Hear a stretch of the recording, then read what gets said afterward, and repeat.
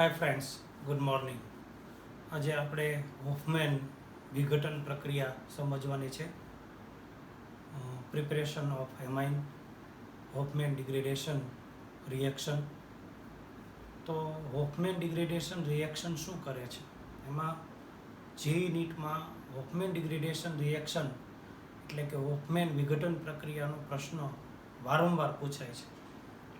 તો જ્યારે એમાઇડ સંયોજન હોય એ એમાઇડ કમ્પાઉન્ડનું Br2 જળ સાથે લિક્વિડ Br2 સાથે રિએક્શન કરવામાં આવે અને એક્વિયસ NaOH ની પ્રેઝન્સમાં સોલ્યુશન એસિડિક બનાવવામાં આવે, ઇથેનોલિક સોલ્યુશન હોય તો શું થાય? તો કે એમાઇડની અંદર જે આલ્કાઇલ છે એ આલ્કાઇલ કાર્બોનિલ સાથે જોડાયેલો હોય. હોફમેન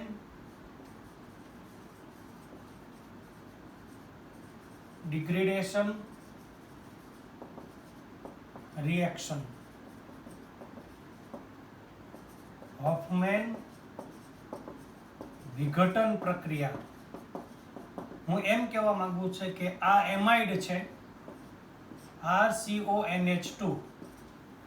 આ એમાઇડમાંથી આલ્કાઇલ ગ્રુપ છે એ આલ્કાઇલ ગ્રુપ કાર્બોનિલ સાથે જોડાયેલું હોય એ વિઘટન પામી અને નાઇટ્રોજન સાથે જોડાઈ જાય અથવા તો નાઇટ્રોજન આલ્કાઇલ સાથે જોડાય એટલે આ જે CO છે એ CO રિએક્ટન્ટમાંથી દૂર થાય. એટલે પ્રક્રિયકમાંથી એક CO દૂર થાય અને આપણને જે પ્રોડક્ટ મળશે એમાઇડમાંથી એમાઇડ, એ પ્રોડક્ટ એક ઓછા કાર્બન વાળી મળશે. આ બહુ જ અગત્યનું છે કે એમાઇડ ગ્રુપમાંથી કાર્બોનિલ સાથે જોડાયેલો આલ્કાઇલ ગ્રુપ એ માઇગ્રેટ થાય અને નાઇટ્રોજન આલ્કાઇલ સાથે એટેચ થઈ જાય એટલે CO છે એ રિએક્ટન્ટમાંથી રિલીઝ થઈ જાય અને પ્રાઇમરી એમાઇન આપણને પ્રોડક્ટ મળે, પણ એ પ્રોડક્ટમાં એક ઓછા કાર્બન વાળી પ્રોડક્ટ મળશે. આ એક્સપ્લેનેશન ખૂબ અગત્યનું છે. હવે આપણે આની રિએક્શન કરીએ તો આની રિએક્શનમાં 4NaOH સાથે રિએક્શન કરવાની છે અને Br2 સાથે રિએક્શન થાય. પ્રોડક્ટ શું મળશે? તો કે આપણને RNH2 પહેલા પ્રાઇમરી એમાઇન પ્રોડક્ટ મળે એટલે RNH2 આ પ્રાઇમરી એમાઇન પ્રોડક્ટ થઈ ગઈ. પછી આપણી પાસે જે બે Br છે આમાંથી બે Na સાથે એટેચ થઈ જાય એટલે +2 NaBr થાય. હજી આપણી પાસે બે Na વધ્યા, એ એક CO અને બે Na અને હજી આમાંથી બે O આવી જાય એટલે પ્લસ મળે આપણને Na2CO3. કુલ 4 O છે, એમાંથી બે O અહીંથી ગયા, એક O અહીંથી આવ્યા એટલે CO3 થઈ ગયા. હજી બે O વધ્યા, એ આ 4H સાથે જોડાય એટલે 2H2O મળે. આ ઇક્વેશન ખૂબ અગત્યનું છે. So the product is obtained primary amine from the amide. Carbonyl group attached with alkyl or alkyl attached with carbonyl group is migrated and nitrogen transferred toward the R and we are having primary amine. Reaction will done with NaOH and Br2. Then we are having one less carbon product because amide having CO group plus R and one CO is less, so you can see that the one carbon less product is obtained. This is the very most important explanation related to Hofmann degradation reaction. તો આ ખૂબ અગત્યની પ્રક્રિયા હતી. હવે આપણે સમજવાનું છે physical property of amine. Next topic, બીજો અગત્યનો topic, physical property of amine. તો ફિઝિકલ પ્રોપર્ટી ઓફ એમાઇન શું કહે છે? તો કે less carbon containing amine RNH2 there will be minimum 3 3 or less than 3 aliphatic amine compounds are in gaseous form. 3 અને એની કરતા ઓછા કાર્બન ધરાવતા એમાઇન સંયોજનો એ વાયુ સ્વરૂપે છે. એની જે ઓર્ડર છે, મતલબ કે એની જે સ્મેલ છે એ ફિશ ઓર્ડર છે એની, એટલે કે માછલી જેવી વાસ ધરાવે છે.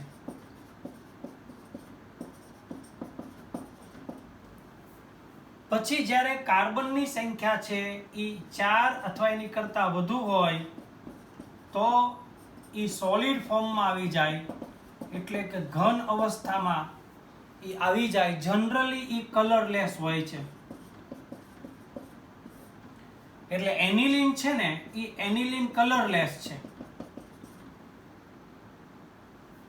પણ એનું એટમોસ્ફેરિક ઓક્સિડેશન થાય, એટલે કે જાજો સમય સુધી તમે એનો સંગ્રહ કરો એટલે એનું ઓક્સિડેશન થાય, અને એનો ઓક્સિડેશન થાય એટલે કોઈ એક કલર છે એ એમાં આવી જાય છે.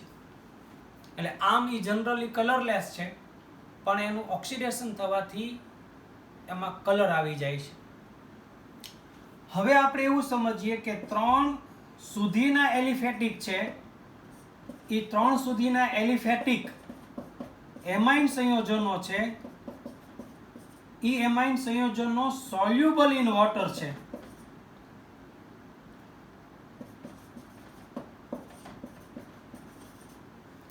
શું કરવા? તો કે એમાઇનની અંદર RNH2 ની અંદર આપણી પાસે 2 H છે, એ O પાણીના H2O માં O અને H બોન્ડ ફોર્મ કરે. એટલે primary એમાઇનમાં first 3 amine compound મિથેનેમાઇન, ethanamine અને પ્રોપેનેમાઇન એ સોલ્યુબલ ઇન વોટર છે. જ્યારે વધારે કાર્બનની સંખ્યા થતી જાય એટલે એની સોલ્યુબિલિટી છે એ ડિક્રીઝ થતી જાય. મોલેક્યુલર માસ ઇન્ક્રીઝ થાય, એટલે કે વધુ આણ્વીય દળ ધરાવતા સંયોજનો હોય એમાં પાણીનું સોલ્યુબિલિટી ડિક્રીઝ થતી જાય. આ એક સોલ્યુબિલિટી ઇન વોટર બહુ અગત્યનો ટોપિક છે. પછી પ્રાઇમરી એમાઇનની અંદર અને સેકન્ડરી એમાઇન અને ટર્શરી એમાઇનમાં, પ્રાઇમરી એમાઇનની અંદર RNH2 2 હાઇડ્રોજન છે, સેકન્ડરી એમાઇનની અંદર 1 હાઇડ્રોજન છે, અને ટર્શરી એમાઇનની અંદર આપણી પાસે એક પણ હાઇડ્રોજન નથી. એનો મતલબ એમ થયો કે પ્રાઇમરી એમાઇનની અંદર જે એના ઇન્ટરમોલેક્યુલર બોન્ડ ફંડશે, એટલે કે N અને H વચ્ચે, એ પ્રાઇમરી એમાઇનમાં ઇન્ટરમોલેક્યુલર NH બોન્ડ વધારે સંખ્યામાં બનશે. There will be more intermolecular H bond form in primary amine because there are 2 hydrogen present in primary amine. Same way, secondary amine having only 1 hydrogen and tertiary amine having no hydrogen. તો primary amine ના bond ઇન્ટરમોલેક્યુલર bond strong હોવાથી એના boiling point એટલે કે ઉત્કલન બિંદુ ઊંચા હોય છે. સેકન્ડરી અને ટર્શરીના ઉત્કલન બિંદુ છે એ નીચા હોય છે. તો આપણે સમઘટકીય આલ્કોહોલ, સમઘટકીય એમાઇન અને આપણે આલ્કેનના ઉત્કલન બિંદુનો અભ્યાસ કરીએ તો આપણને ખ્યાલ આવે કે આલ્કોહોલના ઉત્કલન બિંદુ ઊંચા હોય છે. કારણ કે આલ્કોહોલની અંદર OH આવે અને એમાઇનની અંદર N આવે. N અને O વચ્ચે ઇલેક્ટ્રોનેગેટિવ ડિફરન્સ છે એ હાઈ છે. નાઇટ્રોજનની ઇલેક્ટ્રોનેગેટિવિટી 3.0 છે અને ઓક્સિજનની ઇલેક્ટ્રોનેગેટિવિટી 3.5 છે.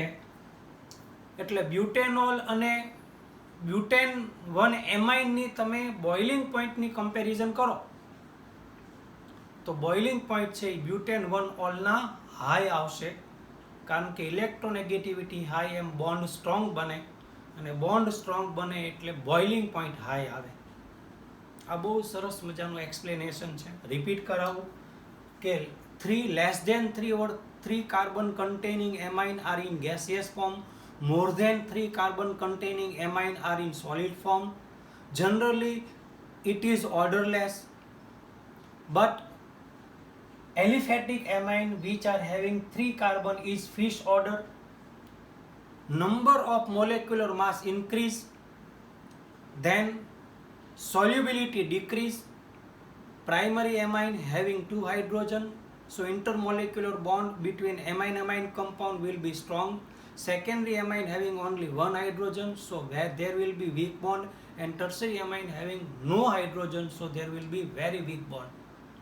Alcohol and amine, just we compare, if molecular mass is approximately same, then alcohol boiling point will be high, because alcohol having oxygen and amine having nitrogen, electronegativity of oxygen is 3.5 and electronegativity of nitrogen is 3. So electronegativity is high in oxygen, in alcohol, so the boiling point of alcohol and approximate same molecular mass containing amine, alcohol having high boiling point.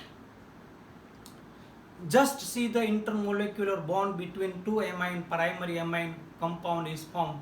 Let's see how it is formed.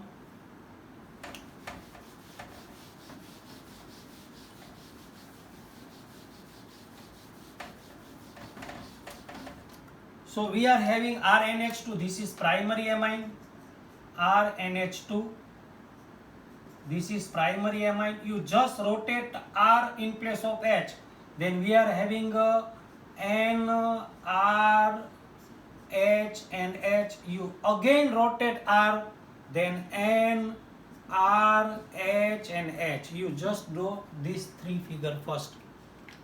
R takes place over here, R takes place over here, and this is the 3 molecule of primary amine. And here is the bond formed between N and H. N and H. You can clearly see that there is the intermolecular N and H bond is present in primary amine. You can form here also NH bond. Here will be N, here will be H, here will be H, and here will be R. This is the another molecule of primary amine, and there are so many intermolecular bond in primary amine. So primary amine having high boiling point, then secondary and tertiary amine. This is the structure which is drawn in your textbook. I have just given guidance how to draw. You just write down RNH2, R will rotate, R will rotate, you will have 3 molecule of primary amine, and just attach N and H, and remaining 2 H and R you just settle over here, and you are having the figure of the intermolecular NH bond in primary amine according to your textbook. તો આ રીતે primary એમાઇનની અંદર ઇન્ટરમોલેક્યુલર H bond form થાય છે. આપણે boiling પોઈન્ટની comparison કરવાની છે, એ આપણે અત્યારે વિડીયો લેક્ચર અત્યારે ટૂંકાવીને કરીએ છીએ. આટલું તમે રિપીટ કરજો. Thank you very much.